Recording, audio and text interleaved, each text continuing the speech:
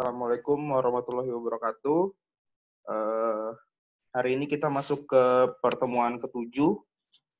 Di bab terakhir ini kita akan bahas mengenai sistem keuangan dan krisis ekonomi. Nah, jadi kalau kita bahas di sini, kita nanti intinya kita akan mengenal bagaimana sih sistem keuangan itu mengatur perekonomian di negara kita gitu ya. Kalau kita bicara krisis ekonomi, kita juga beberapa kali udah mengalami ya, kayak misal tahun 98, kemudian krisis keuangan tahun 2008 gitu ya. Nah, sampai sekarang ada lagi nih krisis tahun 2020. Nah, jadi intinya di bab ini, apa sih yang akan kita bahas dalam bab ini ya? Yang pertama adalah apa saja jenis-jenis lembaga keuangan dalam ekonomi Amerika Serikat dan apa fungsinya gitu. Jadi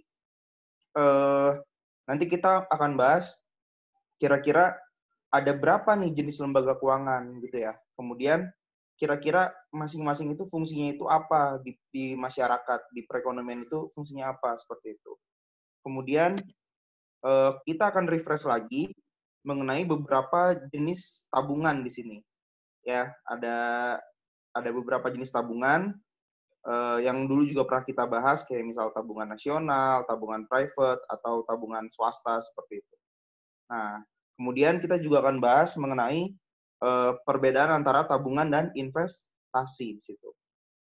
Nah, kemudian yang ketiga nih lumayan penting, yaitu mengenai peran dari sistem keuangan di sini.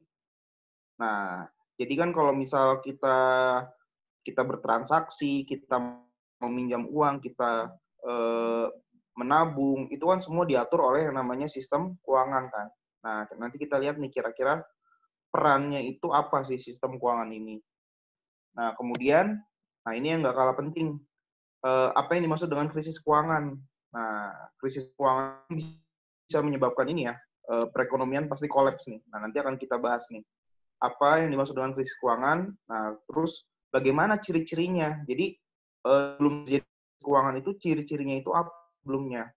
Ada beberapa peristiwa pasti yang mendahului kan sebelum terjadinya krisis keuangan di suatu negara. Kemudian yang terakhir, tentu saja bagaimana kebijakan dalam merespon krisis keuangan yang terjadi. Jadi kalau misal terjadi resesi, perekonomian memburuk, kira-kira respon kebijakan pemerintah itu seperti apa sih gitu ya. Nah, sekarang kita masuk ke yang pertama dulu, jenis-jenis lembaga keuangan atau jenis-jenis keuangan. Nah, di sini kita lihat nih, di jenis-jenis institusi keuangan ini sebenarnya dibagi menjadi 3 ya. Yang pertama ini adalah mengenai financial system atau sistem keuangan. Yaitu apa? Yaitu kelompok lembaga yang merancang sistem keuangan untuk membantu menghubungkan tabungan seseorang dengan investasi orang lain. Jadi jenis institusi keuangan yang pertama adalah sistem keuangan di situ. Jadi mengenai apa? Mengenai beberapa kelompok lembaga yang merancang sistem keuangan. Jadi sistem keuangan ini adalah sebagai penghubung nih antara siapa? Antara lender adalah orang yang meminjamkan uang, dan borrower ya, atau orang yang meminjam uang. Jadi menghubungkan antara tabungan seseorang di sini dengan investasi orang lain. Nah, jadi dua variabel ini masuk ke dalam apa? Masuk ke dalam sistem keuangan di situ. Nah, institusi keuangan yang kedua adalah financial market atau pasar keuangan di sini. Pasar uang lah misal. Nah, itu lembaga di mana penabung dapat secara langsung menyediakan dana kepada peminjam. Nah, di sini itu contohnya itu adalah ketika misal kita mau menabung nih, kita mau berinvestasi. Nah, tapi kita bisa bertransaksi langsung kepada si peminjam itu tanpa melalui peran di situ ya. Jadi kalau financial market ini adalah pasar keuangan di mana kita bisa bertransaksi langsung antara penabung dan peminjam itu melalui transaksi secara langsung di sini. Contohnya apa? Contohnya yang pertama adalah pasar obligasi. Ya, obligasi ini adalah sertifikat hutang kan ya. Jadi kalau misal ada orang nih, dia membutuhkan uang, akhirnya dia menjual obligasi misalnya. Nah, obligasi ini bisa langsung dibeli oleh orang lainnya. Atau misal pemerintah menjual obligasi nih, menjual surat hutang. Nah, surat hutang itu bisa langsung dibeli oleh masyarakat tanpa melalui perantara gitu ya. Kemudian ada pasar saham nih. Jadi saham adalah apa? Klaim kepemilikan parsial dalam suatu perusahaan. Nah, pasar saham juga ya. Kalau misal kita mau beli saham, ya kita langsung nih ke bursa efek kan. Kita tanpa perantara di situ. Jadi langsung hubungan antara kita dengan perusahaan. Jadi transaksinya langsung di situ tanpa adanya perantara. Itulah financial market, di mana kita bisa bertransaksi secara langsung kepada orang yang meminjam gitu ya. Lanjut, yang ketiga adalah financial intermediaries atau perantara keuangan di sini ya. Jadi kalau tadi yang kedua itu adalah kita tanpa perantara, sekarang institusi keuangan yang ketiga adalah financial intermediaries atau perantara keuangan.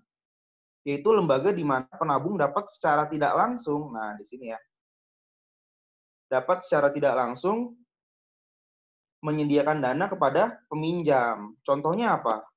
Contohnya misal kita bisa melalui bank di sini ya. Misal kita menabung di bank nih. Nah, secara nggak langsung pasti si bank itu akan memutar uang kita kan ya. Akan memutar uang kita kepada para kreditor misal.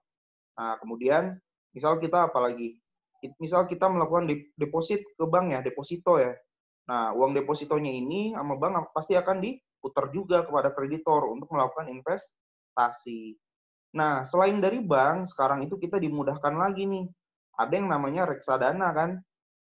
Jadi kalau yang namanya reksadana itu, di reksadana pasti ada yang namanya investasi kan. Jadi reksadana ini seperti apa? Seperti kita itu menitipkan uang kita ke manajer investasi ini untuk dikelola gitu ya. Misal kita kasih ke reksadana nih 5 juta. Nah, 5 jutanya ini akan dikelola nih sama si manajer investasi tadi. Untuk apa? Untuk misal ditaruh di saham, kemudian dibelikan obligasi, dibelikan surat berharga negara di situ. Jadi kita melalui si manajer investasi, melalui si reksadana ini. Jadi reksadana ini adalah lembaga yang menjadi perantara kepada publik untuk membeli portofolio saham dan obligasi. Nah, kalau kemarin sempat heboh ya kasusnya Joska ya. Jadi kalau si Joska ini sebenarnya dia bukan reksadana di situ ya. Dia itu kan salah satu isinya adalah sebagai financial advisor kan. Nah, tapi di situ si Joska itu juga dia berlaku sebagai manajer investasi dia di sini. Seperti reksadana. Kenapa? Karena dia menaruh uang nasabahnya untuk berinvestasi di saham gitu ya. Nah, yang parahnya lagi kenapa? Karena saham-sahamnya itu adalah saham-saham baru ya. Yang baru IPO kan, saham yang ya istilahnya kayak saham gorengan lah. Jadi sahamnya itu masih fluktuatif gitu. Jadi padahal dia tidak mengantongi izin seperti ini, tapi dia berlaku seperti financial intermediaries di situ. Nah, jadi kalau kita refresh lagi tadi, financial intermediaries itu adalah ketika kita bisa menabung atau memberikan uang kita secara tidak langsung kepada peminjam di situ. Nah, bisa melalui bank, bisa melalui reksadana di sini. Jadi itu ya, ada 3 ya jenis institusi keuangan, ada financial system, ada financial market, sama financial intermediaries. Oke, kita bahas dulu nih mengenai mekanisme dari financial system tadi. Mengenai mekanisme dari sistem keuangan. Yang pertama adalah saving ya, atau menabung. Nah, ini seperti yang kita ketahui bersama ya. Jadi kalau misal ketika orang mendapatkan penghasilan kan, pasti mereka biasanya tidak ingin mengkonsumsi seluruh penghasilan secara sekaligus gitu ya. Jadi kalau kemarin kan kita udah bahas tuh, kalau ada penghasilan, pasti pertama kan dikurangi pajak dulu kan ya. Nah, inilah yang disebut dengan apa? Disposable income. Dari sini orang itu punya insentif dua kan ya. Dari penghasilan yang sudah dikurangi pajak itu adalah orang itu bisa melakukan konsumsi, bisa juga untuk menabung di sini atau saving. Nah, jadi ketika orang mendapatkan penghasilan, mereka biasanya tidak ingin mengkonsumsi seluruh penghasilan mereka sekaligus. Nah, makanya disitulah mereka melakukan saving. Ya. Nah, penghasilan yang tidak dikonsumsi inilah disebut dengan tabungan di situ. Oke, kemudian ada investment di sini. Kemarin kita udah bahas ya, ada beberapa jenis investment kan. Ada investasi tetap bisnis di situ, kemudian ada investasi residensial atau investasi perumahan, kemudian yang satu lagi adalah investasi persediaan. Nah, biasanya kalau yang banyak menunjang GDP itu biasanya investasi tetap bisnis ya gitu ya, karena hubungannya itu bisa secara luas. Nah, di sisi lain, ada orang yang mungkin ingin membelanjakan uang untuk berbagai proyek. Maksudnya apa? Maksudnya untuk investasi di sini ya. Jadi maksudnya di sini adalah untuk investasi gitu. Yang berpotensi bernilai tetapi tidak mempunyai cukup uang gitu. Jadi kayak misal dia mau melakukan investasi nih di suatu proyek, dia mau investasi di suatu perusahaan, tapi dia tidak memiliki cukup uang gitu. Padahal dia melihat proyek itu prospek gitu. Nah, makanya dia bisa dengan cara apa? Dengan cara meminjam uang ke bank ya. Dengan cara meminjam uang kepada si debitor ketika debitor menaruh uangnya di bank. Nah, uang yang dibutuhkan orang-orang ini untuk rencana pengeluaran mereka, nah itulah yang disebut dengan investasi di situ. Ya. Jadi hubungan antara tabungan dan investasi itu bisa dijelaskan melalui financial system ini. Oke. Nah, sekarang kita refresh lagi nih. Ada beberapa jenis tabungan ya. Jadi ada beberapa jenis tabungan. Di sini yang pertama adalah apa? Yang pertama adalah private saving nih, atau tabungan swasta. Ya, bisa dibilang private saving atau tabungan swasta. Yaitu apa? Yaitu adalah bagian dari pendapatan rumah tangga yang tidak digunakan untuk konsumsi atau membayar pajak. Gitu ya. Jadi bagian dari rumah tangga yang tidak digunakan untuk konsumsi atau membayar pajak. Ya berarti sama aja kayak nilainya itu kayak S tadi ya, kayak saving kan tadi. Ya kan? Berarti kan sama aja kayak dia pendapatan nih. Pendapatan kemudian dikurangi dengan pajak, dikurangi dengan konsumsi, kemudian dikurangi dengan pajak kan ya di situ ya. Nah, itulah bagian dari private saving. Jadi bagian dari pendapatan yang dikurangi dengan konsumsi dan dikurangi dengan pajak. Itulah private saving atau tabungan dari swasta. Y-T min C. Kemudian yang satu lagi ada yang namanya public saving di situ. Yaitu apa? Kalau yang public saving di sini berarti dari sektor publik nih. Dari sektor pemerintah biasanya. Berarti apa? Selisih antara apa? Selisih antara pendapatan pajak dikurangi dengan pengeluaran pemerintah. Nah, ini biasanya jarang ya. Jadi pendapatan pajak dikurangi dengan pengeluaran pemerintah. Nah, biasanya mayoritas di beberapa negara itu belanja pemerintahnya itu atau government spending itu pasti lebih besar daripada pendapatannya kan. Salah satu contohnya adalah Indonesia, karena Indonesia menganut apa kemarin? Menganut defisit anggaran di situ. Jadi pasti pendapatan itu lebih rendah dibanding belanja pemerintahnya. Nah, di sini berarti bisa kita tulis dengan tax mean government spending. Ya tadi ya, kalau private saving adalah Y dikurang T dikurang C ya, pendapatan dikurangi pajak dikurangi dengan konsumsi. Tapi kalau public saving adalah tax dikurangi dengan belanja pemerintah di situ. Oke, lanjut. Berarti kalau kita udah dapat private saving sama public saving, berarti kita bisa dapat yang namanya national saving situ. Nah, berarti national savingnya gampang ya. Berarti tinggal apa? tinggal penjumlahan antara private saving dan public saving di situ. Berarti Y min T min C ditambah dengan T min G. Berarti di sini apa? T-nya bisa kita coret kan? Nah, berarti tinggal Y min C min G aja. Nah, inilah yang dinamakan dengan tabungan nasional atau porsi pendapatan nasional yang tidak digunakan untuk konsumsi ataupun belanja pemerintah di situ.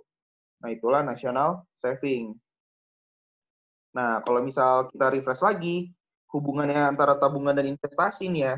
Berarti kan kita ingat nih, kalau persamaan GDP apa? Y sama dengan C plus I plus G plus NX. Tapi kalau dalam perekonomian tertutup, berarti nggak ada NX kan? Berarti cuma apa? Cuma Y sama dengan C plus I plus G di situ. Nah, berarti kalau kita balik nih, kita mau cari I-nya, berarti kita bisa dapat ya. Y dikurang C dikurang G kan. Nah, berarti sebenarnya tadi Y min C min G ini apa? Tadi tabungan nasional kan. Nah, berarti di sini I itu bisa sama dengan tabungan nasional. Nah, ini kemarin ada yang tanya ya, kenapa tingkat bunganya naik kan? Nah, ini karena ketika tabungan nasional rendah, pasti investasinya juga akan rendah di situ. Nah, ini ya berarti bisa dipecah juga jadi national saving nih tadi. Private saving ditambah dengan public saving. Nah, saving equal investment ya in a closed economy. Jadi tabungan sama aja kayak investasi dalam perekonomian tertutup di situ.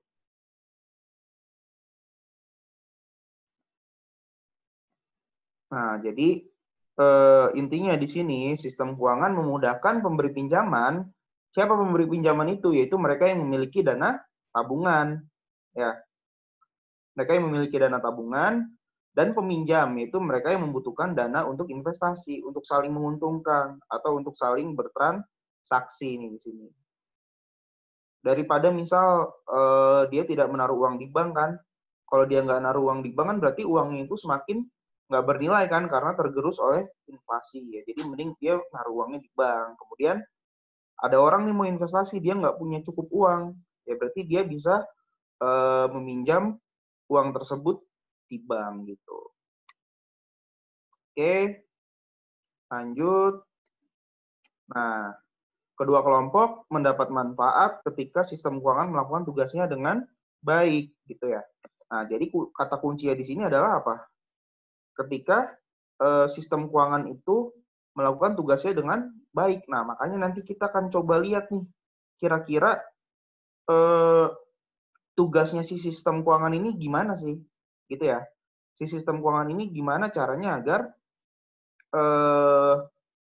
si peminjam dan pemberi pinjaman ini dapat bertransaksi secara menguntungkan gitu. Nah, nanti kita lihat juga dari sisi apa? Dari sisi kegagalan. Dari sisi kegagalan sistem keuangan menyebabkan apa? Menyebabkan terjadinya krisis keuangan gitu ya. Jadi sistem keuangan ini bisa menyebabkan hal yang positif apabila dikelola dengan baik, namun bisa juga berdampak buruk apabila tidak dikelola dengan baik. Nah, ini contohnya adalah ketika sistem keuangan gagal, maka kedua kelompok akan merugi. Kenapa merugi? Karena orang yang minjem tadi nggak bisa bayar kan, otomatis ya. Nah, misal dia nggak bisa bayar tuh, nah berarti dia kan mau nggak mau misal menjaminkan asetnya ya kan, asetnya dijaminin ke bank nih, sampai tenggat waktu tertentu dia nggak bisa bayar. Nah, akhirnya asetnya tersebut dijual oleh bank untuk membayar kepada si pemberi pinjaman tadi kan. Nah, tapi aset yang dijual itu otomatis harganya jatuh kan, nggak semahal yang seharusnya. Nah, sehingga itu juga akan merugikan pihak orang yang memberikan pinjaman di situ. Jadi dua pihak akan merugi di situ. Oke, jelas ya? Langsung aja kita masuk ke pembahasan selanjutnya. Nah, sekarang jadi apa sih yang dilakukan oleh sistem keuangan tadi? Tadi kan sebelumnya dibahas ya, bagaimana kita mau tahu nih kira-kira sistem keuangan yang baik itu gimana gitu ya. Bagaimana caranya agar sistem keuangan itu berjalan baik kan? Nah, coba kita lihat di sini kira-kira apa sih yang harus dilakukan oleh sistem keuangan. Nah, di sini ada beberapa hal yang dapat dilakukan oleh sistem keuangan. Ada 4 ya. Nah, di sini yang pertama adalah sistem keuangan itu membantu pengusaha untuk menemukan uang yang dibutuhkan untuk menjalankan investasi gitu ya. Jadi bagaimana caranya sistem keuangan ini dia koordinasikan antara si lender sama si borrower ini gitu ya. Si lender adalah orang yang memberikan pinjaman, borrower adalah orang yang meminjam gitu. Jadi gimana sih sistem keuangan itu membantu agar si pengusaha ini bisa menemukan uang dari si orang yang menabung. Nah, uang yang didapatkan dapat berbentuk, nah ini kita kembali lagi ke awal tadi ya, bisa dengan pembiayaan hutang gitu ya. Misal pengusaha menjual obligasi untuk mengumpulkan uang, misal gitu. Kemudian apa? Pembiayaan ekuitas. Misal si pengusaha nih, dia punya perusahaan. Akhirnya perusahaan itu terdaftar nih di Bursa Efek kan. Berarti kalau perusahaan itu terdaftar di Bursa Efek, berarti kita bisa membeli sahamnya gitu. Berarti kita bisa membeli capitalnya, kita bisa memberikan modal kepada si pengusaha tersebut. Nah, itulah yang dinamakan dengan pembiayaan ekuitas atau pengusaha menjual saham untuk mengumpulkan uang. Kayak misal apa nih sekarang? Misal perusahaan Indofood gitu ya. Indofood kan udah terdaftar nih, berarti kan kita bisa membeli sahamnya Indofood gitu kan ya. Untuk apa? Untuk Indofood ini mengelola uangnya. Oke, jadi gitu ya, bisa melalui pembiayaan utang, bisa melalui pembiayaan ekuitas di sini. Nah, kemudian aliran dananya didapatkan melalui apa? Nah, sama di awal ya, bisa melalui apa? Bisa melalui financial market atau pasar keuangan di situ. Bisa saham, kemudian bisa juga melalui pasar obligasi di situ. Nah, kemudian bisa juga tadi melalui apa? Melalui financial intermediaries kan, atau perantara keuangan. Bisa juga melalui reksadana di sini. Bisa melalui bank. Nah, ini ada yang baru lagi nih, misal bisa melalui dana pensiun. Jadi sekarang itu beberapa perusahaan itu memiliki dana pensiun nih. Jadi dana pensiunnya ini diinvestasikan nih oleh beberapa perusahaan. Misal dana pensiun dari Indosat ya. Jadi si Indosat ini punya anak perusahaan yang khusus mengelola dana pensiun misal gitu. Jadi dana pensiunnya ini diinvestasikan lagi. Kan sebenarnya kalau kita dapat uang pensiun itu kan sebenarnya dari uang kita sendiri kan. Kan kita setiap bulan nih kalau misal PNS lah dikasih ada yang namanya iuran pensiun kan ya. Nah, di situ nanti ketika kita pensiun kita mendapatkan uang misal. Nah, sebelum kita pensiun dananya ini bisa dikelola nih. Bisa menjadi keuntungan. Misal dana pensiun Pemda DKI. Nah, jadi dana pensiun ini juga bisa menjadi salah satu aliran dana kepada para investor. Juga melakukan asuransi. Nah, kalian kalau misal ikut asuransi nih, kayak misal asuransi kesehatan, asuransi tenaga kerjaan, dananya juga pasti diputar lagi. Nggak mungkin dananya nggak diputar ya. Nah, contohnya yang paling parah kemarin adalah kasus Jiwasraya kan ya. Nah, di situ perusahaan itu benar-benar memutar uangnya untuk investasi. Akibatnya apa? Ketika investasinya itu gagal, ya perusahaan asuransinya kolaps di situ. Ya, nah itu masih dalam proses penyelidikan ya Jiwasraya ya.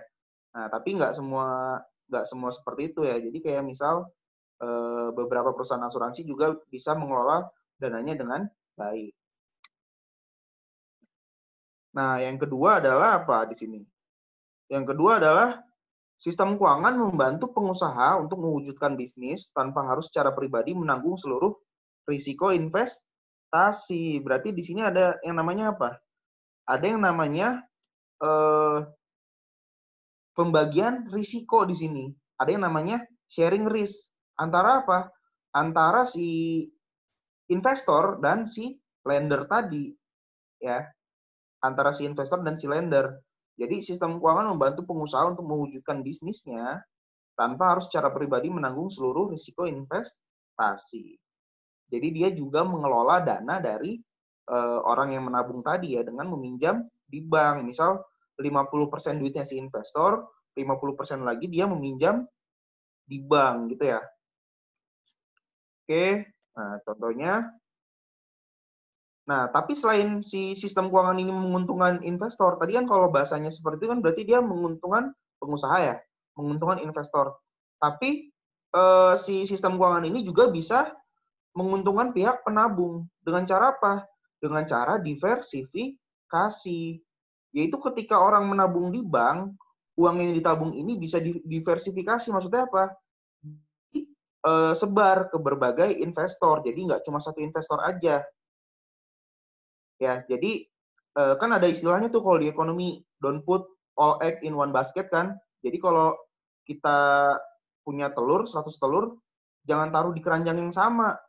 Kalau keranjangnya jatuh, ya telurnya pecah semua gitu. Sama kalau misal kita berinvestasi. Kalau misal kita investasi tuh kayak kemarin di nama investornya Luck ya. Misalnya itu juta di situ ya 70 juta kita langsung hilang gitu ya. Jadi jangan taruh telur di keranjang yang sama intinya gitu. Nah, disinilah makanya si bank ini melalui sistem keuangan ini misal itu bisa melakukan diversifikasi, yaitu bisa meminjamkan uang mereka ke berbagai peminjam di situ. Sehingga apa? Sehingga mengurangi risiko pinjaman. Nah, jadi kalau emang banknya itu independen, bank ini bisa membagi risiko di situ. Jadi si investor itu dia awalnya si investor itu nggak hanya mendapat nggak hanya menggunakan dananya pribadi gitu ya. Misal dia sebenarnya punya uang nih 100%, tapi si investor ini lebih memilih untuk menggunakan dananya 50% tadi ya. Nah, 50% lagi minjem di bank. Nah, si bank ini bisa membantu investor tersebut. Kemudian dari sisi penabung ini ketika dia menabung 100%, nah 100% ini tidak ditaruh di investor yang sama, tapi dibagi menjadi 5 investor misal. 20%, 20%, 20%, 20%, 20%. Jadi apabila satu rugi, yang 4 masih bisa untung di situ. Nah, itulah yang dinamakan dengan sharing risk gitu, atau risiko secara bersama ya, sehingga mengurangi risiko pinjaman. Oke, lanjut. Yang ketiga nih, peran sistem keuangan itu apa? Yaitu membantu melindungi pemberi pinjaman dari peminjam yang one prestasi. One prestasi di sini apa? Ya artinya tidak melunasi pinjamannya gitu ya. Tidak membayar pinjaman sampai periode akhir gitu. Misal dia berhenti membayar di tengah jalan, masih kurang 1 tahun, itu one prestasi ya. Gitu. Jadi, nah apa sih penyebab dari terjadinya one prestasi ini gitu? Salah satunya adalah kita pernah bahas nih di bab sebelumnya ya. Enggak, ini di bab mikro deh. Di bab mikroekonomi pernah dibahas ya, adanya asymmetric information di situ. Atau adanya informasi asimetris. Pernah dengar kan ya? Informasi asimetris nih. Nah, informasi asimetris ini adalah apa? Adalah perbedaan informasi antara dengan orang yang meminjam gitu. Jadi adanya perbedaan informasi antara si lender sama si borrower.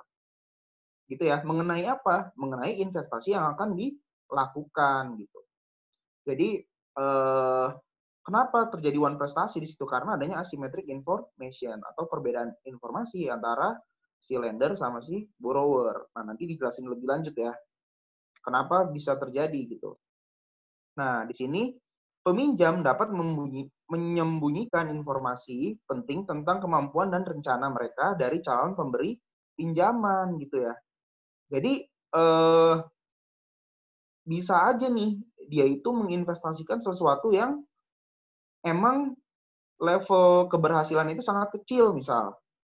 Misal tingkat keberhasilan investasinya cuma 20%, tingkat kegagalannya 80%, seperti gambling ya. Nah, tapi 20% ini kalau berhasil, ternyata return-nya itu sangat besar gitu ya. Tapi tingkat keberhasilan cuma 20%.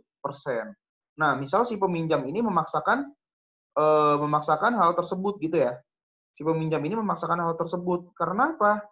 Karena karena asymmetric information ya.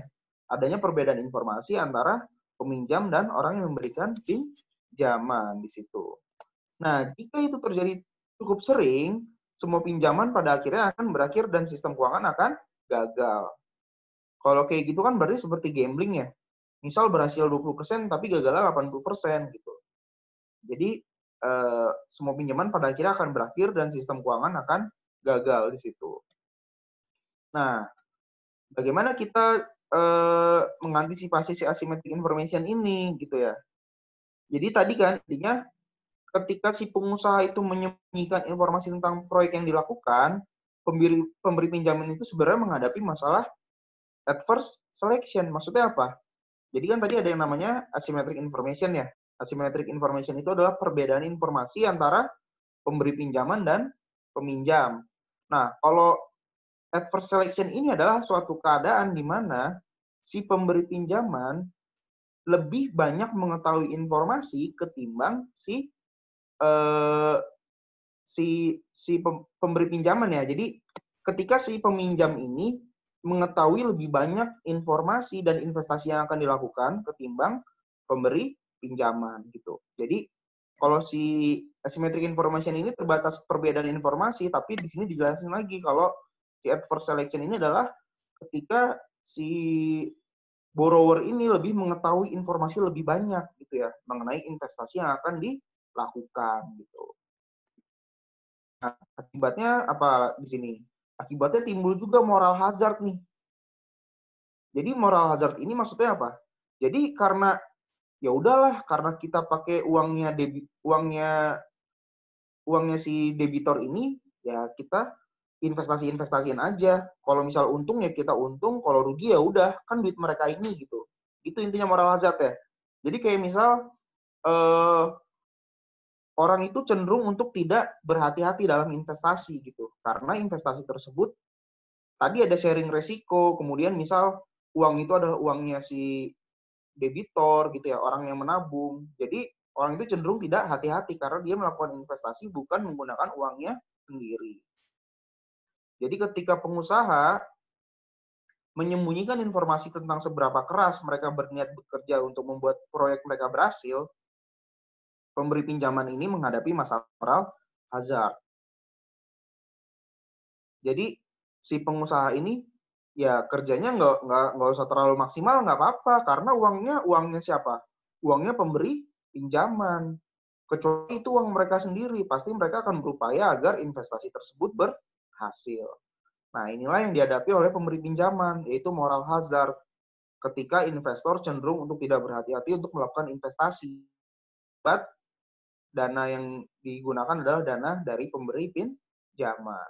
Gitu ya. Nah, kemudian yang keempat nih. Ya, yang keempat ternyata si sistem keuangan ini bisa juga digunakan untuk apa? Digunakan untuk mendorong pertumbuhan ekonomi, gitu ya. Bisa digunakan untuk mendorong pertumbuhan ekonomi di sini. Nah, pokoknya sistem keuangan membantu mendorong pertumbuhan ekonomi dengan menyalurkan tabungan ke proyek-proyek yang prospektif. Jadi kalau emang si bank ini independen, kalau misal si bank ini independen, dia itu bisa melihat nih, kira-kira proyek-proyek yang prospek itu mana sih, gitu ya. Kira-kira uangnya ini ditaruh kemana gitu ya. Misal uang ini cenderung ditaruh ke proyek-proyek yang menguntungkan kan pasti gitu. Jadi di situ bisa dihitung apanya. Misal bisa dihitung NPV-nya ya, pernah belajar ya di manajemen keuangan kan ya, NPV. Kemudian dihitung juga IRR-nya di situ.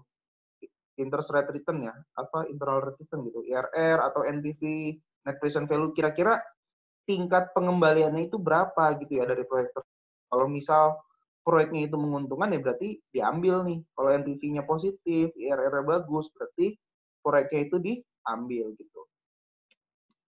Nah, ketika informasi asimetris tidak menjadi masalah, misal tadi anggaplah tidak terdapat informasi asimetris nih. Nah, pasar untuk dana pinjaman di mana orang bebas untuk meminjamkan dan meminjam harus memastikan keberhasilan proyek bernilai bagi para ekonom di situ ya. Jadi pasar dana pinjaman ini kalau nggak ada informasi asimetris, maka orang itu bisa bebas nih meminjamkan dananya kepada apa? Kepada proyek agar proyek tersebut berhasil gitu ya. Jadi kalau misal tadi nggak ada informasi asimetris, nggak ada adverse selection, nggak ada moral hazard, nah harusnya dana di pasar dana pinjaman ini bisa memberikan keberhasilan terhadap proyek-proyek tersebut gitu. Nah, oke. Kita masuk ke krisis finansial di sini sekarang. Krisis finansial ini adalah krisis keuangan ya intinya. Jadi kalau kita tahu negara kita pernah mengalami krisis keuangan kan ya tahun 98 ketika apa? Ketika nilai rupiah kita bernilai 5 kali lipat ya sampai 20.000 bahkan di situ. Kemudian ketika harga-harga bahan pokok naik. Kenapa harga bahan pokok naik? Karena kalau kita impor, kan kita beli dolar misal. Nah, dolarnya itu $1 20.000. Harga-harga bahan pokok akan naik di situ. Harga bahan pokok naik, kemudian terjadi resesi kan. Resesi, kemudian ketika terjadi resesi ya berarti perusahaan bangkrut. Kalau perusahaan bangkrut berarti apa? Berarti banyak pegawai di PHK. Kalau pegawai di PHK ya berarti dia starving kan, kelaparan, kemudian nggak bisa sekolah, nggak bisa memenuhi kebutuhan pendidikan, kebutuhan pokok. Jadi efeknya itu sangat panjang dari krisis finansial ini. Nah, jadi krisis finansial atau krisis keuangan adalah masalah besar berupa apa? Berupa terganggunya kemampuan sistem keuangan untuk membuat aliran dana antara pemberi pinjaman dan peminjam. Nah, tadi kita udah bahas ya sebelumnya ya. Ketika sistem keuangan gagal, maka akan berdampak buruk nih bagi perekonomian. Akan berdampak apa? Akan berdampak berupa krisis keuangan. Jadi, yang harusnya tugas sistem keuangan ini mengkoordinasikan antara pemberi pinjaman dan peminjam, itu menjadi gagal, gitu ya. Koordinasinya gagal, sehingga apa? Sehingga pemberi pinjaman tidak dapat memberikan pinjaman yang pas kepada para peminjam di situ. Jadi ada apa ya? Ada jembatan yang hilang di situ ya antara peminjam dan pemberi pinjaman. Nah, contohnya apa tadi? Ini adalah kalau di Amerika nih ya, ada Great Depression tahun 1930. Ada depresi besar perekonomian. Nah, kalau yang namanya depresi itu berarti udah lebih parah dari resesi kan? Kan kalau resesi itu adalah keadaan ketika 2 kuartal PDB turun. Nah, depresi itu adalah keadaan ketika apa? Keadaan ketika resesi itu berkepanjangan. Jadi kalau resesinya terus-menerus nih, misal 2 kuartal PDB turun, kemudian 2 kuartal selanjutnya turun lagi, 2 kuartal selanjutnya turun lagi, berarti akibatnya terjadi yang namanya depresi perekonomian. Berarti keadaan di mana suatu negara ini sudah sangat parah nih, gitu ya. Kayak misal tuh di Venezuela ya, ketika orang ke pasar nih, dia mau beli ikan, tapi dia bawa uang 1 karung misal, karena uang di sana sudah tidak bernilai gitu ya. Akibatnya apa? Harusnya balik lagi tuh, biasanya balik lagi ke sistem lama, sistem barter, kemudian bisa menggunakan emas, jadi tidak lagi menggunakan uang. Nah, kemudian ada juga resesi besar nih, Great Recession tahun 2008 sampai 2009 di Amerika nih. Nah, ini ada yang masih ingat nggak penyebabnya apa? Nah, ini penyebabnya itu adalah permasalahan investasi residensial nih, atau permasalahan investasi di pasar perumahan. Nah, nanti akan kita bahas ya. Jadi, ternyata pada tahun 2008-2009 itu, krisis keuangan di Amerika itu disebabkan oleh pasar perumahan. Gitu ya. Nanti akan dibahas. Oke, lanjut dulu. Nah, tadi kan kita udah tahu ya arti atau definisi dari krisis keuangan atau krisis finansial ini. Nah, berarti sekarang saatnya kita tahu nih kira-kira ciri-ciri krisis keuangan ini apa gitu ya.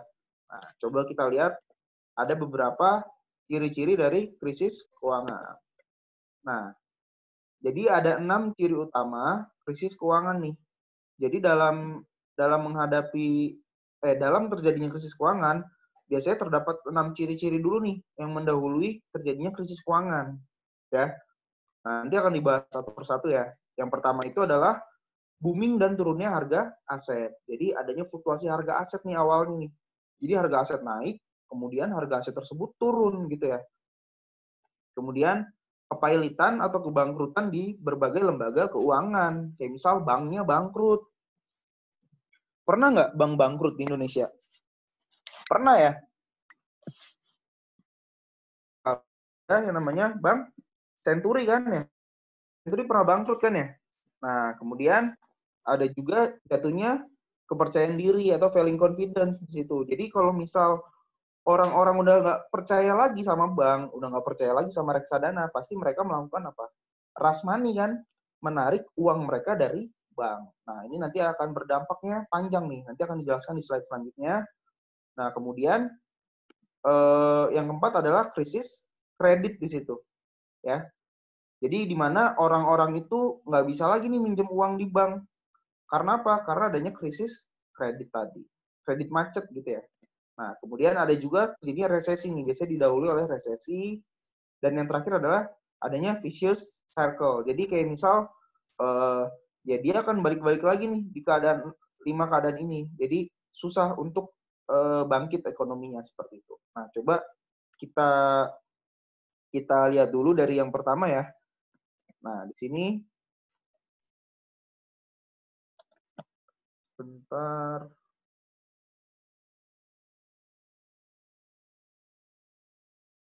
Nah, oke, nah yang pertama ini adalah booming dan turunnya harga aset. Nah, jadi gini, yang namanya resesi atau namanya krisis keuangan biasanya itu ditandai dengan awalnya itu adalah perekonomian dalam keadaan booming nih. Harga-harga saham tinggi, harga-harga aset itu tinggi gitu ya. Jadi diawali dengan kurva yang naik untuk harga aset dan kemudian apa? Kemudian ketika dia sudah menyentuh titik puncak, dia akan jatuh gitu ya. Jadi diawali dengan booming pada harga aset dan terjadi penurunan yang sangat tajam terhadap harga aset tersebut. Jadi krisis keuangan ini sering didahului oleh periode euforia yang disebut dengan gelembung spekulatif. Jadi banyak orang yang spekulatif nih. Awalnya misal harga perumahan misal 200 juta ya kan. Kemudian dia meningkatkan lagi nih, dijual lagi harganya jadi 300 juta, kemudian jadi 400 juta, kemudian menjadi 500 juta, sampai akhirnya 1 miliar. Nah, ketika 1 miliar ini, nggak ada lagi nih yang mau beli. Harganya jadi jatuh kan, mau nggak mau. Nah, orang investor yang udah meminjam uang untuk membeli rumah sebesar 1 miliar ini otomatis rugi gitu. Otomatis dia tidak akan bisa membayar pinjamannya di situ. Akibatnya apa? Akibatnya rumahnya disita nih oleh bank. Ya, rumahnya disita oleh bank, kemudian bank itu pasti dia akan menjual rumah tersebut. Nah, yang namanya rumah lelang pasti dijual dengan harga yang sangat murah di situ. Harganya pasti jatuh. Akibatnya apa? Akibatnya tadi akhirnya memberikan kerugian juga bagi si pemberi pinjaman. Jadi dua-duanya itu sama-sama rugi. Itu ya intinya ya. Awalnya itu dimulai dengan naiknya apa? Naiknya harga-harga aset, naiknya harga-harga saham di situ. Nah, jika orang mulai membeli, nah ini yang tadi ya, jika orang mulai membeli aset bukan untuk arus kas yang diharapkan dari aset, tetapi karena apa? Karena mereka berharap untuk menjual aset nanti dengan harga yang lebih tinggi. Nah, berarti di sini namanya unsur apa? Unsur spekulatif nih. Jadi mereka itu membeli aset, tapi berharap untuk menjual aset nanti dengan harga yang lebih tinggi. Nah, di situ ada unsur spekulatif tuh. Misal mereka itu membeli aset bukan untuk ditinggali, misal membeli rumah bukan untuk ditinggali, bukan untuk ditempati, misal untuk investasi. Tapi investasinya itu secara spekulatif, kayak misal menaikkan harga secara sepihak seperti itu. Nah, akibatnya apa?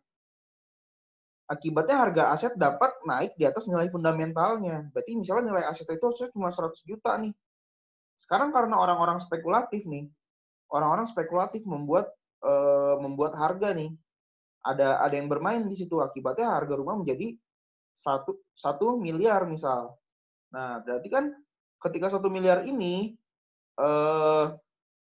orang-orang tadi tuh misal dari 900 juta dia jual ke 1 miliar, berarti kan udah untung ya. Nah, ketika udah si investor yang berada di akhir ini dia akan gagal nih. Akan gagal menjual rumah tersebut gitu ya. Nah, akibatnya tadi ada yang untung tapi si investor ini pun rugi gitu ya. Orang yang bermain spekulatif tadi sebagian untung, misal bandarnya itu untung, tapi sebagian besar si investor ini justru merugi, gitu ya. Nah, namun gelembung spekulatif itu terhenti ketika euforia berakhir dan harga aset jatuh. Nah, akhirnya harga aset ini akan jatuh di situ. Nah, inilah yang terjadi di pasar perumahan Amerika Serikat nih pada tahun 2008-2009. Nah, dalam resesi tahun 2008-2009, gelembung spekulatif berkembang dalam harga rumah di Amerika Serikat nih. Ya. Jadi awalnya itu harganya itu selalu naik nih. Harga rumah di Amerika itu selalu naik. Nah, sampai pada satu titik tertentu gelembungnya ini pecah nih. Akhirnya apa? Akhirnya harga-harga rumah turun. Para investor merugi kan? Yang dia udah beli rumah nih buat dijual lagi, tapi nggak bisa karena harganya udah turun. Turunnya jauh nih. 10 kali lipatnya misal. Nah, akibatnya apa? Si investor ini bisa terjadi gagal bayar kepada bank. Kalau investor gagal bayar ke bank, berarti investornya rugi nih karena rumahnya disita, kemudian rumahnya dijual dengan harga murah, berarti pemberi pinjaman juga rugi. Akibatnya apa? Akibatnya si pemberi pinjaman ini tidak lagi mempercayai bank tersebut. Akibatnya apa? Akibatnya beberapa nasabah juga akan terpengaruh. Akhirnya menarik uangnya dari bank tersebut. Nah, akibatnya bisa yang kedua ini. Terjadinya apa? Terjadinya kebangkrutan lembaga keuangan. Jadi lembaga keuangan itu bisa bangkrut di situ. Ya, bank itu bisa bangkrut ya. Nah, akhirnya kan tadi ya, harga rumah itu berhenti naik, kemudian turun. Nah, peminjam berutang lebih banyak uang daripada nilai rumah yang mereka beli dengan pinjaman. Maksudnya apa? Maksudnya adalah nilai rumahnya itu udah turun kan ya? Ini kan nilai rumahnya nih. Maksudnya kan peminjam itu berutang lebih banyak uang daripada nilai rumah yang mereka beli dengan pinjaman. Nah, nilai rumah yang mereka beli dengan pinjaman itu kan tadi nilainya udah turun kan. Tapi sedangkan uang yang dihutangkan itu banyak nih. Misal minimumnya 1 miliar. Tapi rumahnya itu sekarang nilainya cuma 200 juta gitu. Nah, berarti kan ada turunan nilai sekian. Misal akibatnya berhenti bayar pinjaman mereka karena peminjam ini udah nggak bisa lagi bayar gitu ya. Nah, kemudian menjadikan rumah sebagai jaminan ke bank nih, yang kayak tadi saya udah bilang ya. Jadi rumahnya itu dijadikan sebagai jaminan di situ. Nah, akibatnya apa? Akibatnya tentu saja nih, si bank itu akan mengambil rumah kan sebagai jaminan, kemudian menjualnya tadi ya. Jadi rumahnya itu akan diambil sebagai jaminan dan menjualnya rumah tersebut kepada misal dilelang seperti itu. Nah, tetapi kemudian bank akan kehilangan uang karena harga rumah telah jatuh. Namanya barang kalau dilelang pasti harganya itu akan jatuh kan. Nah, jadi banknya itu di sini juga akan merugi di situ. Nah, makanya pada saat itu ketika aset bank rumah kehilangan nilainya, maka modal mereka berubah menjadi negatif. Otomatis ya, pasti modalnya akan berkurang. Nah, akibatnya apa? Bank akan bangkrut. Ketika lembaga keuangan bangkrut, pasti yang tadi yang udah dibilang ya, ekonomi akan makin memburuk di sini. Inilah yang mendasari krisis keuangan. Salah satunya adalah lembaga keuangan yang bangkrut tadi atau kebangkrutan lembaga keuangan. Nah, akibatnya apa? Akibatnya kalau yang namanya satu lembaga keuangan jatuh, Kalau kita lihat nih tahun 2008 kasusnya Bank Senturi, kayak misal Bank Senturi misal bangkrut nih. Nah, akibatnya kan nasabah nggak bisa dapat uangnya lagi kan. Nah, akibatnya apa? Timbul ketakutan nih terhadap apa? Terhadap nasabah lain. Misal, nasabah di Bank Mandiri, nasabah di Bank BCA, nasabah di Bank BRI. Ataupun nasabah-nasabah di bank yang levelnya itu setara Senturi ataupun di bawahnya kan. Ya mereka juga jadi takut kan. Jadi nggak percaya diri nih. Takut kalau banknya itu bisa bernasib sama seperti Senturi. Takut si Bank Senturi ini berdampak apa? Kalau kata Sri Mulyani itu berdampak sistemik ya. Jadi berdampak eh, ke seluruh bank lainnya. Nah, akibatnya jatuhnya kepercayaan diri nasabah di situ. Nah, seperti kita tahu beberapa deposito bank itu diasuransikan oleh pemerintah. Maksudnya apa? Maksudnya itu kalau kita nabung di bank, uang kita itu dijamin oleh pemerintah akan balik gitu ya. Nah, tapi itu hanya bank-bank yang apa? Bank-bank yang levelnya level 1, misal kayak Bank BCA, Mandiri segala macam. Nah, tapi kan di Indonesia itu sebenarnya banyak bank-bank lain kan yang levelnya itu level 2 atau level 3 di situ. Nah, di sini ya dibilang ya, tetapi tidak semua deposito bank itu diasuransikan oleh pemerintah. Nah, ketika bank dan lembaga keuangan lainnya menghadapi ancaman kebangkrutan, nah ini bank yang setara Senturi pada takut nih.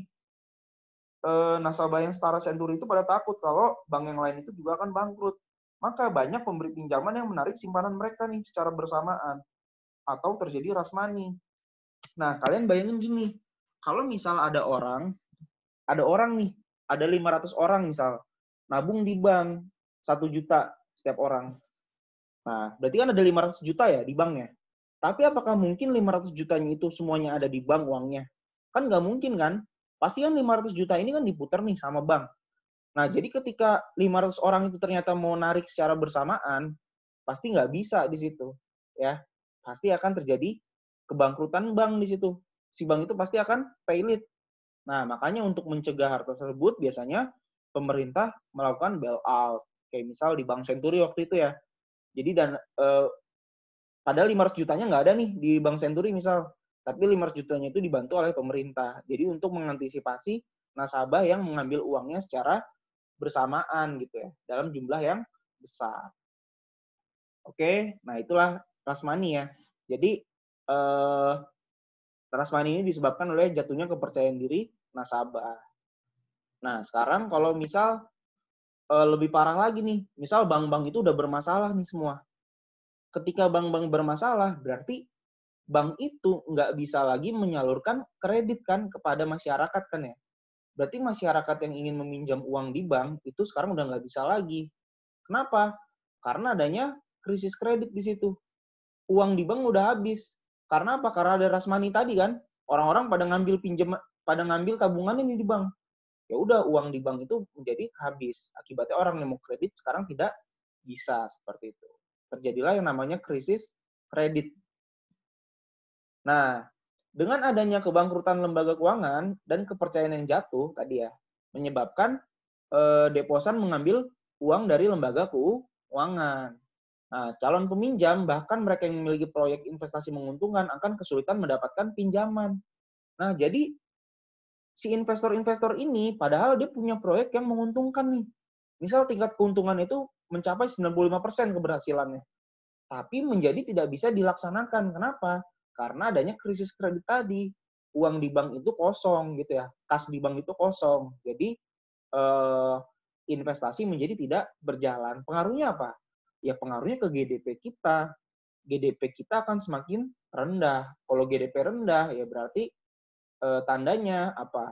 Kalau GDP rendah bisa aja terjadi resesi di situ. Kalau GDP-nya rendah bahkan sampai negatif kan karena nggak ada uang untuk investasi. Sedangkan misal kebutuhan lain banyak, nah akibatnya adalah terjadi resesi atau keadaan ketika apa? Keadaan ketika PDB kita minus ataupun turun di situ. Nah ini ya, jadi dari krisis kredit ini bisa menyebabkan resesi di situ. Jadi banyak rumah tangga yang tidak dapat meminjam uang untuk membeli rumah atau bahkan membeli barang-barang kebutuhan primer. Akibatnya apa tuh? Kayak misal dia minjem uang untuk konsumsi. Ingat kan ya teori Fisher ya? Kalau misal di konsumsi satu itu kita bisa meminjam uang agar konsumsi kita naik, gitu kan. Nah, sekarang kalau misal rumah tangga nih mau minjem uang ke bank, itu udah jadi nggak bisa lagi. Kenapa? Karena nggak ada uang di bank kan. Akibatnya apa? Akibatnya konsumsi menjadi rendah di situ.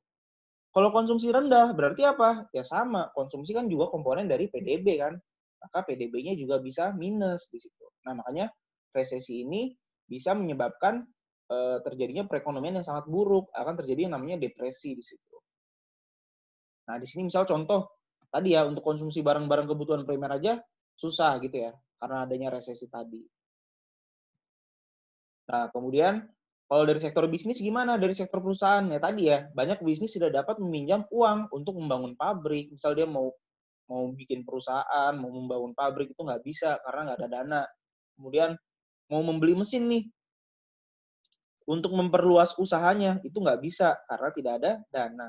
Gitu ya. Padahal hal ini dapat hitungan perusahaan ataupun perekonomian seperti itu. Nah, jadi pengeluaran agregat yang direncanakan pun akan turun nih. Berarti resesi dimulai, periode resesi dimulai, ya, di mana nilai PDB turun, otomatis ya PDB turun. Kalau resesi kan berarti banyak perusahaan-perusahaan tutup, kemudian output yang dihasilkan rendah. Akibatnya apa? Akibatnya pengangguran akan meningkat di situ. Pengangguran akan meningkat. Nah, akibatnya yang keenam nih, ada yang namanya vicious circle atau jadi kayak ya nanti dari resesi itu juga mengakibatkan terjadinya apa? Mengakibatkan terjadinya kebangkrutan bank, terjadinya apalagi? Terjadinya penurunan nilai aset gitu ya. Jadi semua itu akan muter lagi gitu ya. Jadi akibat dari hal ini yang keenam ini adalah semua itu akan kembali lagi gitu. Kalau misal kebijakan pemerintah tidak dilakukan. Jadi resesi ini memicu vicious circle dan bisnis gagal dan tidak dapat membayar kembali pinjaman mereka tadi ya. Kemudian semakin mengintensifkan kebangkrutan lembaga keuangan tadi. Jadi yang namanya lembaga keuangan udah bangkrut, karena adanya resesi, ya tambah bangkrut lagi nih. Makanya jadi seperti lingkaran setan ya. Jadi dia balik lagi ke awal lagi nih. Balik lagi di mana lembaga keuangan bangkrut, harga-harga aset turun gitu. Nah, kita orang-orang kehilangan pekerjaan mereka default pada hutang mereka. Jadi hutangnya pun tetap nih, pekerjaannya hilang, tapi hutang tetap. Nah, lagi-lagi menambah vicious circle di sini. Nah, ini kalau kita lihat ya, jadi tadi kan misal bisa kita ringkas sedikit, 6 ciri utama dari krisis keuangan kan, diawali dari apa nih? Diawali dari kenaikan harga aset kan, kenaikan harga aset yaitu fase di mana keadaan booming. Akhirnya apa? Akhirnya terjadi gelembung spekulasi itu meledak kan. Akhirnya adalah harga aset menurun. Nah, ketika harga aset menurun, akibatnya apa tadi? Akibatnya adalah banyak investor yang gagal memberikan atau gagal membayar pinjaman ke bank. Akibatnya apa? Akibatnya si investor ini tadi ya melakukan apa? Menjaminkan aset mereka ke bank. Ketika mereka tidak bisa bayar juga, akhirnya bank itu akan melelang aset tersebut dengan harga yang pasti akan jatuh, harganya murah. Akibatnya tadi si investor rugi, kemudian si pemberi pinjaman juga rugi, dan akibatnya adalah bank juga akan merugi di situ. Akibatnya apa? Akibatnya terjadi insolvensis atau kebangkrutan terhadap si bank tersebut ya. Kalau ada satu bank bangkrut, kayak misal tadi Bank Senturi di Indonesia itu bangkrut, akibatnya apa? Akibatnya failing confidence di sini atau tingkat kepercayaan diri nasabahnya itu akan jatuh di berbagai bank tuh. Jadi di berbagai bank tingkat kepercayaan dirinya akan jatuh, akan terjadi rush money di situ. Jadi banyak uang yang ditarik secara bersamaan.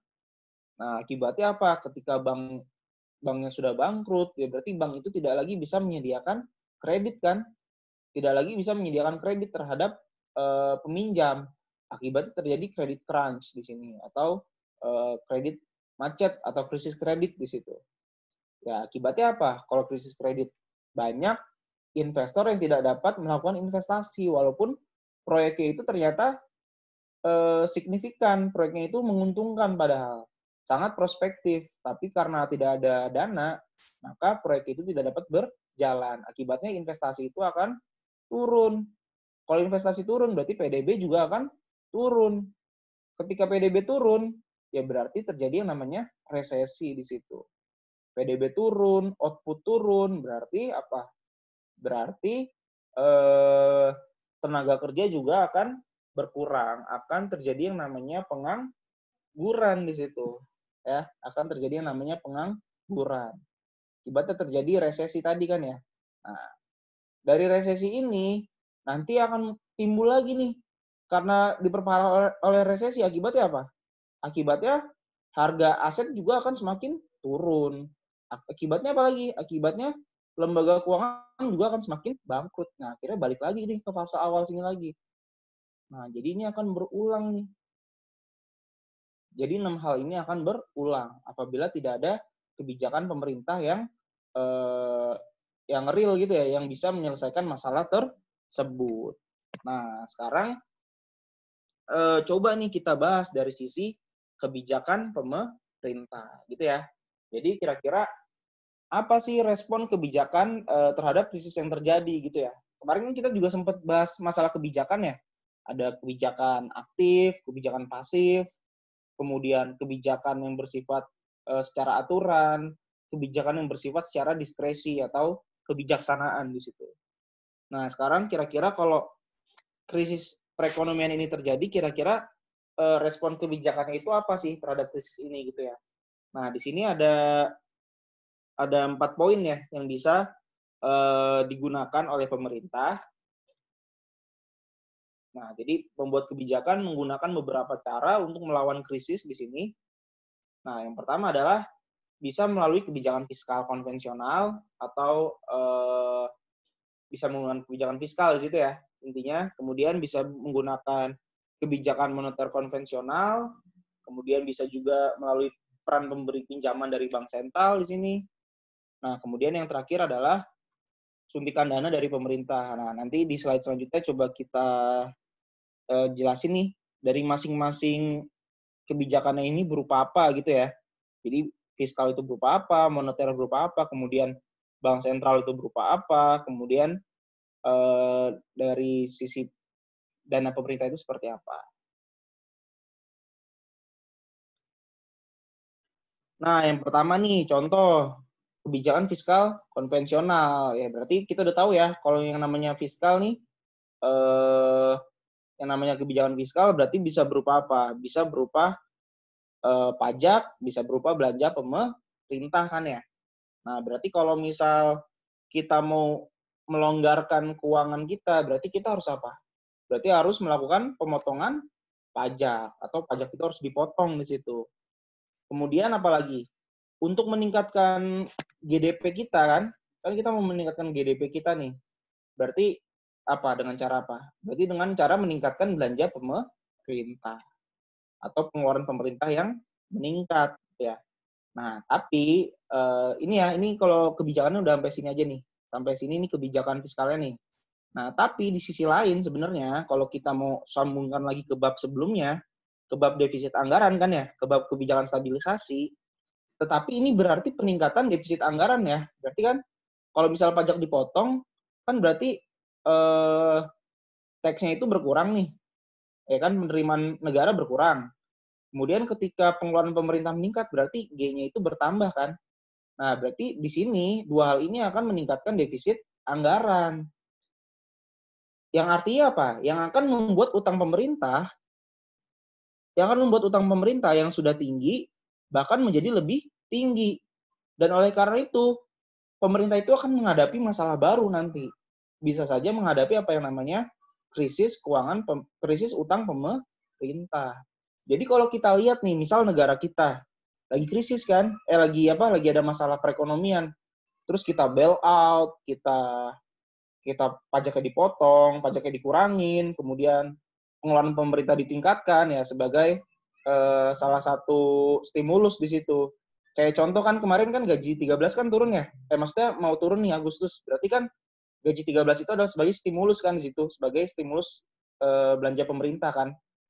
Nah, berarti kan di situ secara nggak langsung nih ketika kita motong pajak, ketika kita melakukan peningkatan belanja pemerintah, secara nggak langsung sebenarnya negara kita itu sedang memperbanyak hutangnya, gitu ya. Jadi kalau kita lihat negara kita lagi krisis terus, tahu-tahu bisa sembuh lagi. Nah, kalau dengan kebijakan-kebijakan ini sebenarnya pemerintah kita itu sebenarnya menambah masalah baru, cuma nggak kelihatan aja ya. Ya salah satunya adalah dengan hutang pemerintah tersebut gitu. Jadi sebenarnya hutang pemerintah itu ditambah banyak untuk menutupi apa? Untuk menutupi pajak yang dipotong, untuk menutupi peningkatan belanja pemerintah yang meningkat tadi gitu. Nah, contoh kalau misal lebih tricky lagi nih, kalau misal kita dapat gaji 13 ya.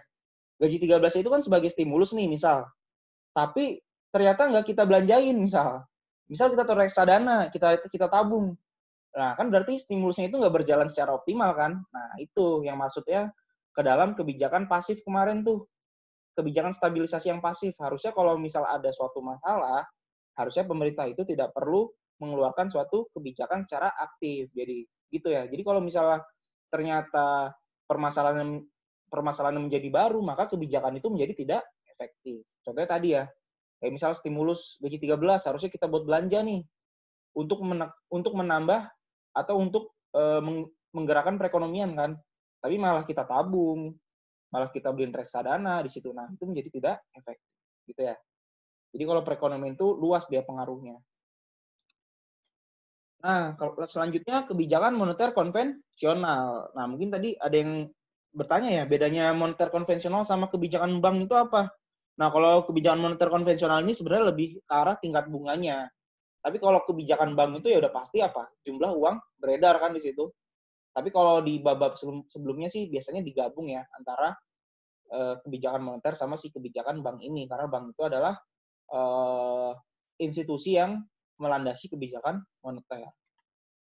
Nah, contoh, suku bunga nominal jangka pendek dipotong sampai mencapai 0. Maksudnya apa nih? Kalau suku bunganya 0, berarti kan akan mendorong investasi di situ kan ya. Jadi kalau orang invest, biayanya 0. Ya udah, berarti dia pinjam uang aja di bank untuk investasi gitu. Tetapi tingkat bunga nominal tidak dapat dikurangi di bawah 0. Yang nggak bisa ya, nggak bisa minus ya. Kalau minus berarti orang yang minjem uang, berarti dia nanti bukannya bayar bunga malah dapat bunga gitu ya. Nggak bisa nih. Nah, kemudian jadi intinya itu ya. Jadi kayak pemotongan tingkat bunga nih kalau kebijakan moneter konvensional gitu. Nah, kemudian selanjutnya adalah tadi bedanya yang moneter sekarang adalah dari bank sentral nih. Nah, ada peran pemberi pinjaman dari bank sentral. Berupa apa? Nah, bank sentral dapat mencetak uang dan meminjamkannya kepada bank-bank yang mengalami krisis likuiditas. Nah, inilah yang disebut dengan apa? Yang disebut dengan injeksi kebijakan moneter sebenarnya ya. Jadi sama, intinya kayak kebijakan moneter, tapi di sini bank sentral itu langsung mencetak uang. Jadi kalau misal, nah kita bahas lagi nih di bab sebelumnya nih. Kalau misal uang dicetak, berarti kan akan menggerakkan perekonomian suatu negara kan di situ ya. Walaupun kita menghadapi trade-off juga. Trade-off-nya apa? Trade-off-nya berupa inflasi kan di situ ya. Pasti akan terjadi inflasi di suatu negara gitu. Nah, kita bisa meminjamkan kepada bank-bank yang menghadapi krisis likuiditas. Nah, jadi dari bank sentral ini bisa meminjamkan terhadap bank-bank lain yang mengalami krisis likuiditas di situ. Oke, nah kemudian yang terakhir nih, ada juga yang namanya suntikan dana pemerintah atau kalau bahasa di tahun 2008 itu adalah apa? Bailout di sini ya. Nah, bailout dilakukan oleh pemerintah terhadap Bank Senturi di situ. Nah, jadi di sini pengguna dana pemerintah itu penggunaan dana pemerintah untuk menyelamatkan sektor keuangan jelas berisiko karena pemerintah mungkin tidak dapat mendapatkan uangnya kembali. Jadi kayak misal pada saat Century itu bangkrut, nah si pemerintah ini kan memutuskan untuk mengadakan bailout ya, kalau nggak salah 8 triliun atau berapa, itu sangat besar ya, sangat besar sekali. Nah jadi uang yang di bailout oleh pemerintah ini belum tentu bisa balik nih. Kenapa?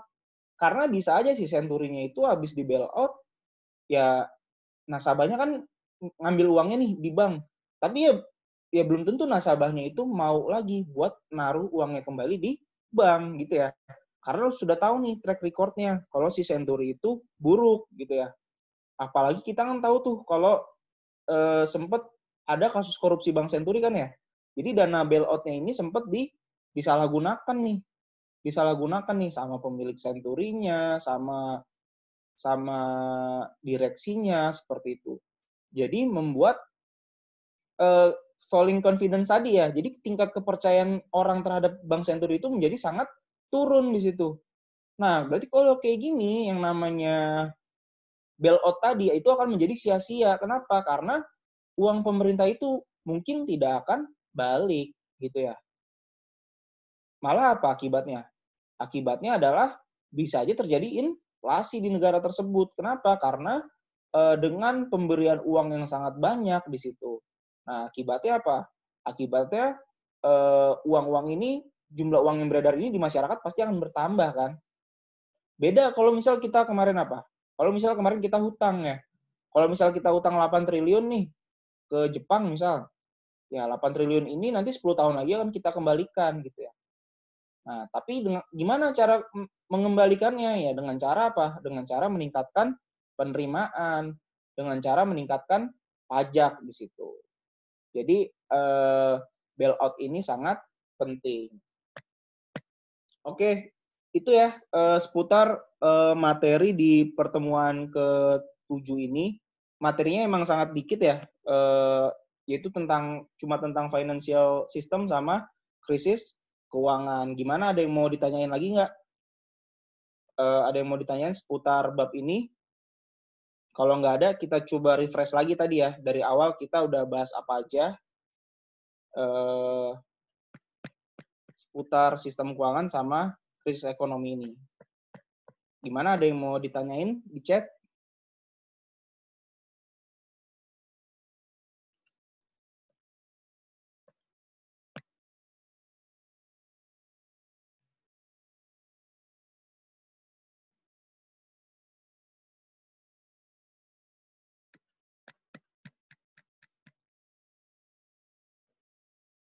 Oke, sambil kita refresh lagi ya tadi ya. Jadi intinya tadi kan di pembahasan pertama ya. Sebentar.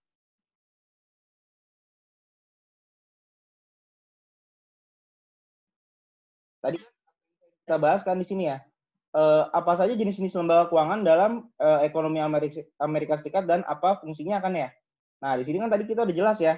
Ada berapa? Ada financial system, ada financial market, sama financial intermediaries. Jadi institusi keuangan ini dibagi menjadi 3 kan ya.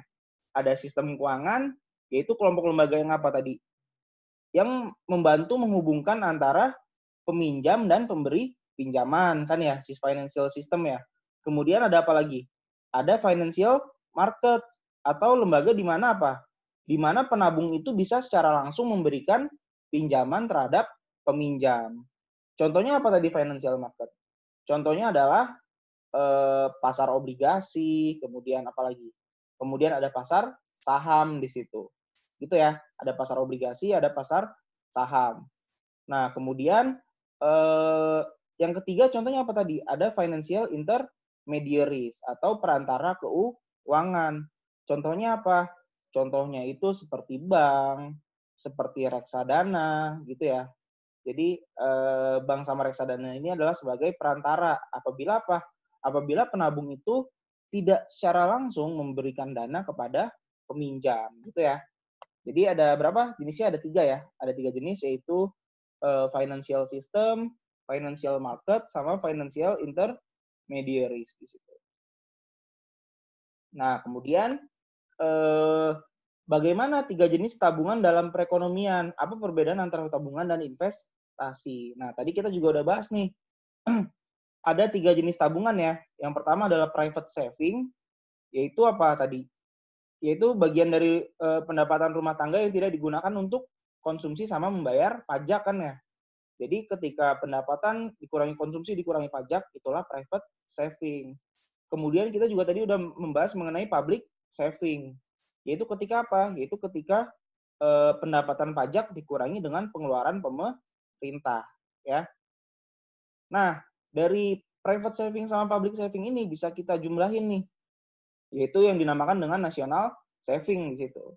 Nah, national saving adalah private saving ditambah dengan public saving. Nah, jadinya apa? Jadinya adalah komponen itu adalah Y min C min G ya. Atau setara dengan S di situ, tabungan nasional. Nah, kalau kita runtut lagi di perhitungan GDP, kan kita ingat tuh, Y sama dengan C plus I plus G kan ya. Berarti I sama dengan apa? I sama dengan Y min C min G. Nah, Y min C G-nya ini bisa kita substitusi dengan S. Berarti investasi sama dengan tabungan di situ pada saat perekonomian tertutup. Nah, kemudian tadi kita juga udah bahas ya bedanya tabungan sama investasi tadi ya. Kalau misal tabungan berarti ketika orang itu memiliki insentif nih selain konsumsi dari pendapatannya, kayak bisa dilakukan untuk menabung. Kemudian ketika investasi adalah ketika seseorang itu ingin menginvestasikan uangnya itu terhadap proyek baru gitu ya. Terhadap proyek baru, kemudian dia meminjam uang di bank. Dengan cara apa? Dengan cara sharing risiko tadi ya, dengan pemberi pinjaman. Nah, kemudian kita juga udah bahas nih, apa peran sistem keuangan kan ya. Tadi peran sistem keuangan ada berapa? Ada 4 ya. Yang pertama itu adalah ketika apa? Tadi, ketika sistem keuangan itu membantu pengusaha untuk menemukan uang yang dibutuhkan untuk investasi kan ya. Nah, tadi uangnya itu bisa berbentuk 2 tuh pembiayaannya tuh. Bisa berbentuk pembiayaan hutang, bisa berbentuk pembiayaan ekuitas gitu ya. Jadi kalau misal hutang berarti dari obligasi di situ. Pengusaha bisa menjual obligasi. Kemudian kalau misal dari ekuitas berarti pengusaha itu bisa mendaftarkan perusahaannya itu di bursa efek. Akibatnya apa? Nanti orang-orang itu bisa membeli saham dari perusahaan tersebut. Nah, aliran dananya bisa melalui apa? Ya bisa melalui pasar saham, bisa melalui pasar obligasi, bisa juga melalui perantara kan, bisa melalui bank ataupun bisa melalui reksadana di situ. Kemudian peran yang kedua adalah apa tadi? Sistem keuangan itu membantu pengusaha untuk mewujudkan risiko bisnis ya. Jadi tanpa harus menanggung seluruh investasi. Jadi maksudnya adalah sharing risiko di sini.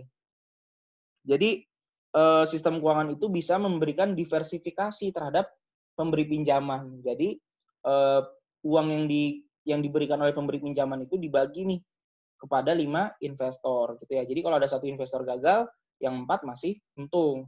Nah, sama kayak investor.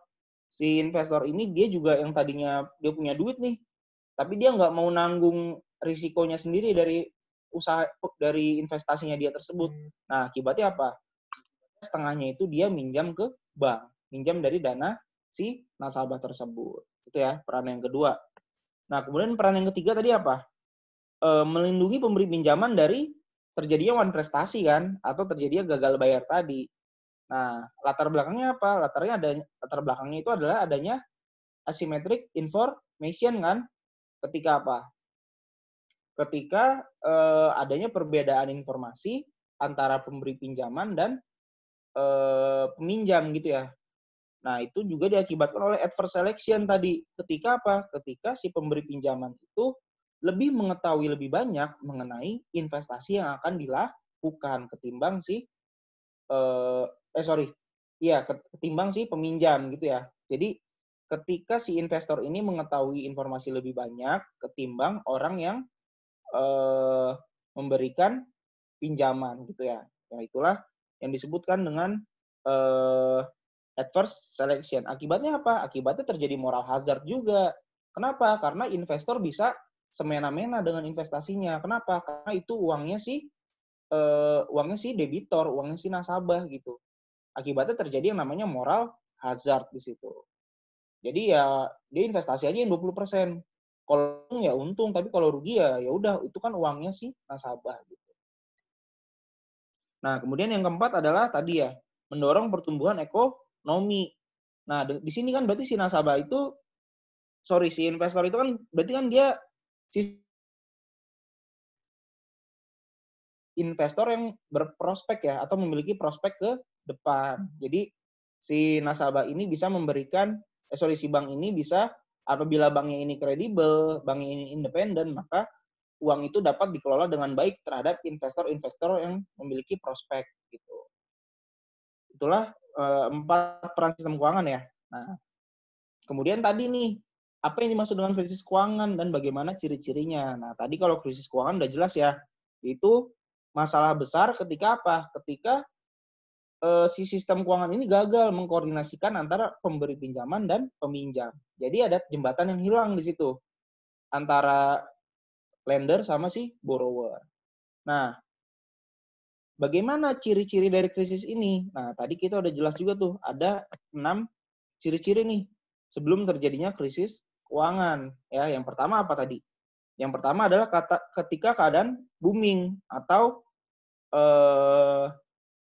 ketika keadaan aset itu booming, kemudian aset itu turun harganya ya. Jadi ketika aset itu awalnya naik, kemudian harganya menjadi turun harga asetnya. Nah, itulah yang mengakibatkan banyak investor yang gagal membayar dana pinjaman mereka. Akibatnya apa? Akibatnya tadi rumahnya itu, misal dia investasi residensial, akibatnya rumahnya itu disita oleh bank, kemudian bank itu menjual rumah tersebut. Karena tadi lelang, akhirnya apa? Aset yang dijual menjadi murah kan.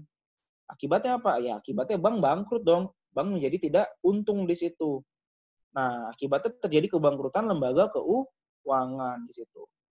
Nah, ketika bank bangkrut, ya pasti ekonomi akan semakin memburuk kan tadi ya. Kalau misalnya banknya bangkrut, pasti akan kepercayaan nasabah terhadap bank tersebut akan turun. Atau terjadinya falling confidence tadi, jatuhnya kepercayaan diri nasabah terhadap bank.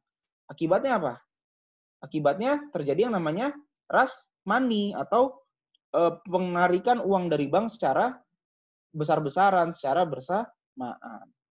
Nah, lebih parahnya lagi ketika banknya ini sudah bangkrut, bank ini tidak dapat memberikan kredit terhadap investor. Akibatnya terjadi yang namanya krisis kredit. Padahal banyak calon investor yang memiliki investasi yang potensial, tapi hal tersebut tidak dapat digunakan. Akibatnya apa? Akibatnya terjadi yang namanya penurunan investasi. Kalau investasi turun berarti akan terjadi PDB yang turun. Kalau PDB turun ya berarti terjadi yang namanya resesi di situ. Ya. Berarti akan terjadi yang namanya resesi. Nah, dalam masa resesi ini banyak perusahaan yang tutup, banyak orang yang menganggur. Ketika orang menganggur itu berarti apa? Berarti dia tidak dapat bekerja kan? Berarti tidak dapat penghasilan. Akibatnya apa? Banyak orang yang meminjam nih di bank, banyak rumah tangga yang meminjam di bank. Tapi karena banknya pun bangkrut, akibatnya bank ini tidak dapat memberikan pinjaman terhadap rumah tangga tersebut. Nah, akibatnya banyak rumah tangga yang tidak dapat memenuhi kebutuhan primernya gitu ya. Lebih parah lagi tuh, bisa mengarah ke kemiskinan, kelaparan di situ. Kemudian kalau dari sisi bisnis tadi ya, banyak bisnis yang mau minjem uang buat apa? Buat membangun pabrik, buat beli mesin untuk melebarkan usaha itu tidak bisa karena terjadinya resesi tadi. Nah, akibatnya tadi ya PDB turun, kemudian pengangguran pun akan meningkat. Nah, ini akan berulang nih. Ada yang namanya vicious circle tadi ya. Jadi, karena adanya resesi ini ya mengakibatkan apa? Nilai-nilai aset menjadi lebih turun lagi. Bank-bank menjadi lebih bangkrut lagi di situ. Nah, makanya di situ dibutuhkan yang namanya respon ya. Bagaimana kebijakan pemerintah dalam respon krisis keuangan yang terjadi di situ. Nah, responnya itu tadi ada beberapa macam ya. Ada berupa apa? Ada berupa kebijakan fiskal konvensional di situ. Berupa apa? Berupa pemotongan pajak. Kemudian bisa juga berupa apa lagi? Berupa pengeluaran pemerintah yang ditingkatkan atau berupa belanja pemerintah yang ditingkatkan di situ. Nah, tapi kalau hal ini kalau kita balik lagi ke kebijakan stabilisasi, berarti hal ini akan menambah masalah baru. Kenapa? Karena akan menambah defisit anggaran, di mana defisit anggaran ini akan menyebabkan hutang pemerintah itu akan semakin meningkat. Jadi krisisnya selesai, tapi hutang negara kita meningkat gitu, ya. Nah, itu dari sisi kebijakan fiskal konvensional. Kalau dari sisi kebijakan moneter konvensional tadi, bisa aja nih suku bunga itu dipangkas menjadi 0. Agar apa? Agar investor itu bisa meminjam uang ke bank tanpa biaya gitu ya. Jadi tanpa biaya yang harus dibayar ke bank tersebut gitu. Nah, kemudian bisa juga tadi dari sisi pemberi pinjaman tadi dari bank sentral. Contohnya apa? Contohnya bank sentral itu mencetak uang nih yang banyak untuk membantu bank-bank yang sedang terancam bangkrut tadi gitu ya. Jadi bantuan ini bisa melalui bank sentral, bisa juga melalui bailout oleh pemerintah, bisa melalui suntikan dana pemerintah. Nah, ini diupayakan untuk apa? Untuk menyelamatkan bank-bank tersebut agar tidak berdampak sistemik terhadap perekonomian secara keseluruhan, agar tidak terdampak kepada bank-bank lainnya. Oke, gimana? Ada yang mau ditanyakan seputar bab sistem keuangan sama krisis keuangan ini? Nanti di pertemuan selanjutnya kita coba bahas ini ya, soal UAS tahun kemarin.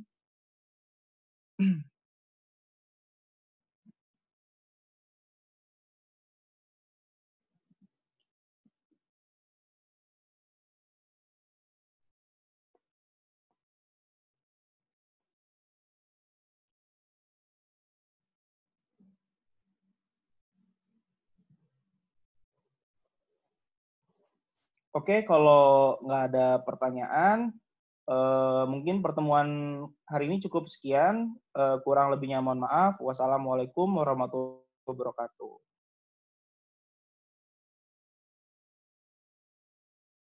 Masih, Mas.